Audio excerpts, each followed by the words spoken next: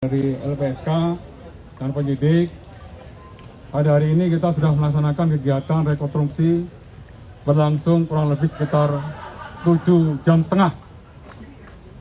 Sesuai dengan komitmen Bapak Kapolri, TKP di Duren 3. Ada 27 adegan juga diperankan semuanya oleh para tersangka dan juga para saksi terkait menyangkut masalah peristiwa tersebut.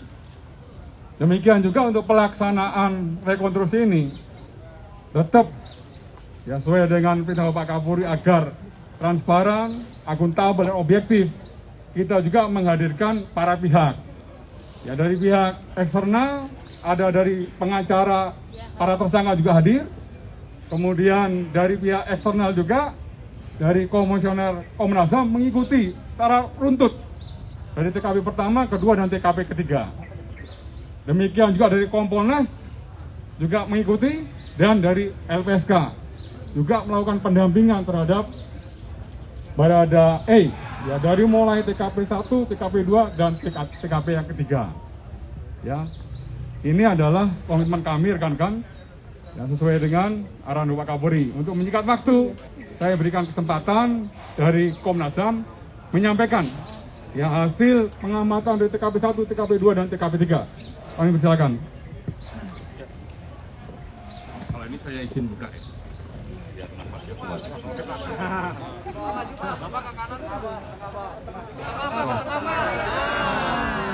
Oke, terima kasih. Yang pertama-tama memang kami datang mengikuti acara rekonstruksi ini karena undangan dari teman-teman kepolisian yang memang sejak awal berkomitmen kepada kami untuk terbuka, transparan dan prosesnya akuntabel, dan kami mengucapkan terima kasih. Dan selama proses, apakah kami punya hambatan dan lain sebagainya? Tidak punya hambatan. Jadi prosesnya kami bisa akses, ya. Secara keseluruhan kami bisa akses mulai dari Magelang yang tadi dilaksanakan, terus habis itu di Saguling, terus juga di TKP Duren 3, TKP terakhir. Nah, itu semua proses kami ikutin, kami catat ya dengan baik. Yang kedua yang nggak kalah penting adalah dalam konteks hak asasi manusia, proses tadi dilaksanakan secara imparsial. Ada beberapa perbedaan antara pengakuan A dan pengakuan B di masing-masing pihak. Tapi masing-masing pengakuan itu juga diuji. Jadi dikasih kesempatan oleh teman-teman penyidik untuk juga melaksanakan rekonstruksinya. Nah, itu menurut kami sebuah proses yang yang sangat baik dalam konteks hak asasi manusia. Proses ini juga sesuai dengan prinsip-prinsip fair trial, sehingga setiap pihak yang memiliki kepentingan untuk pembelaan dirinya tadi dikasih kesempatan seluas-luasnya. Dan ini praktek yang baik, dan semoga harapan kami nih Pak Andirian di Tibidum tidak hanya kasus ini tapi juga kasus-kasus yang lain. Jadi praktek ini tadi yang kita laksanakan, kita lihat makanya cukup lama karena tidak hanya satu pihak, satu keterangan, tapi juga ada beberapa keterangan yang berbeda dan dikasih kesempatan yang berbeda itu untuk juga memberikan keterangan dan melakukan rekonstruksi. Jadi itu satu hal yang baik. Yang berikutnya adalah apa kepentingan Komnas HAM dalam konteks ini. Nah, Komnas HAM juga melakukan pendalaman, dan dengan dibukakan akses seperti ini, pendalaman kami semakin terang benderang. Beberapa hal terkonfirmasi, dan terkonfirmasinya dengan cukup mendalam karena memang ya sekali lagi TKP-nya kalau dalam konteks Komnas HAM indikasi kuatnya obstruction of justice, sehingga memang banyak berubah begitu. Tapi dengan proses yang terbuka tadi, transparan tadi, dan masing-masing pihak dikasih kesempatan untuk melakukan pembelaan dirinya dengan keterangan, membuat rekonstruksi sendiri, dicatat sama penyidik.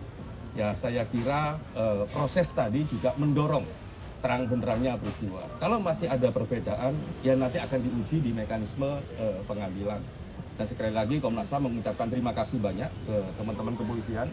Tidak hanya soal kami diundang, ya, menepati janji kami untuk mendapatkan informasi dan sebagainya, tapi yang lebih penting adalah proses ini dilakukan secara imparsial. Masing-masing pihak diberi kesempatan dan ini akan menuju pada objektivitas proses. Dan itu yang catatan yang paling mendasar dalam proses ini. Terima kasih. Pak Buka. Ya, satu poin tambahan saja. Saya kira Komnas HAM saat ini sedang dalam proses finalisasi laporan. Artinya informasi, keterangan, dan data-data tambahan yang didapatkan dari pagi sampai sore ini akan menjadi tambahan kami memfinalkan laporan.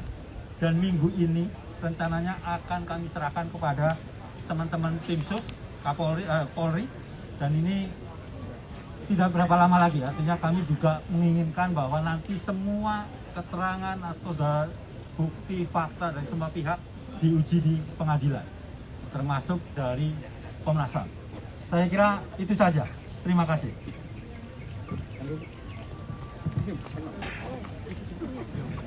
Assalamualaikum warahmatullahi wabarakatuh. Selamat sore. Dari LPSK kami memang sejak awal mendampingi Richard Eliezer selaku tersangka, dalam hal ini juga posisinya sebagai justice kolaborator.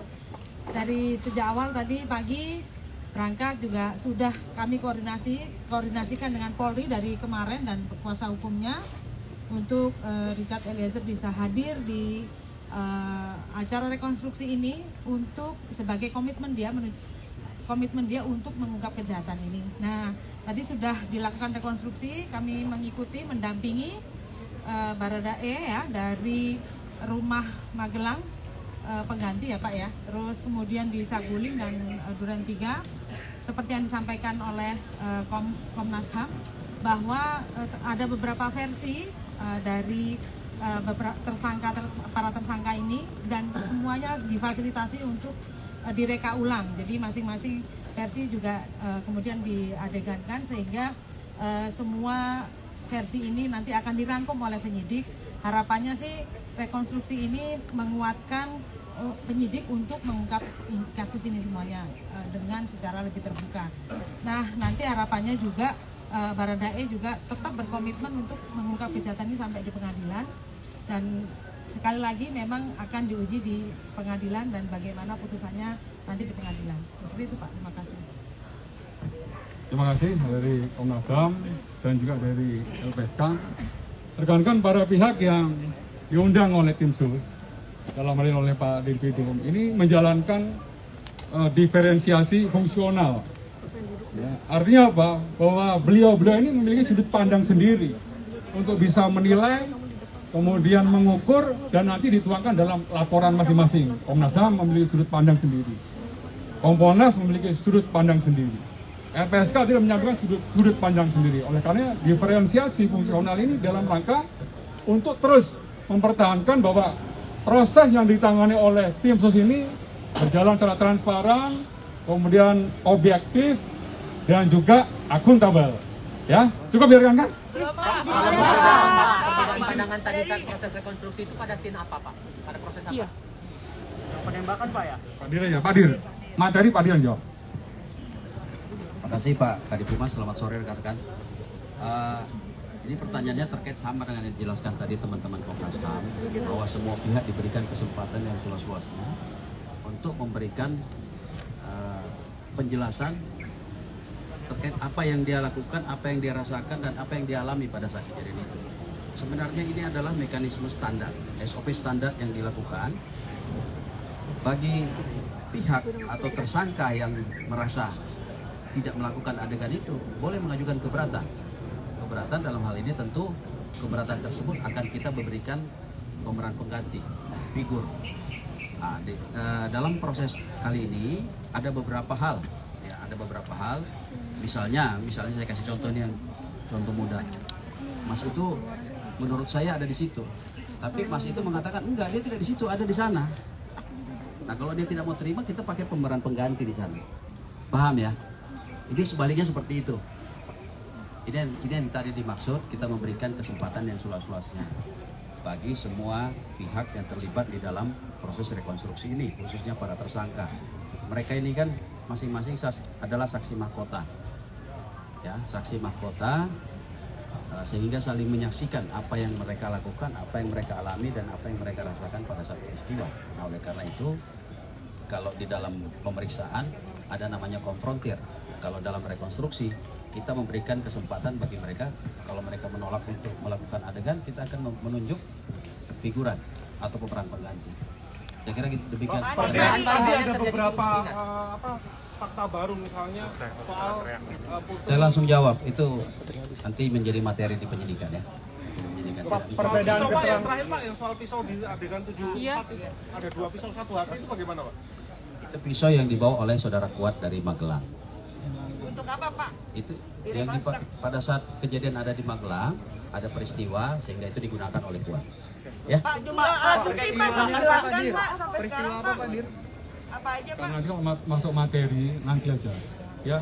Karena semua tadi buka masker, saya juga buka masker. Ya, oke teman-teman. Ya, saya ucapkan terima kasih, apresiasi dari teman-teman yang mengawal terus jalannya proses penyidikan kasus Duren 3. Ya, besok lagi. Ya. Besok lagi. Ya, oke teman-teman, terima kasih. Bila itu, assalamualaikum warahmatullahi wabarakatuh.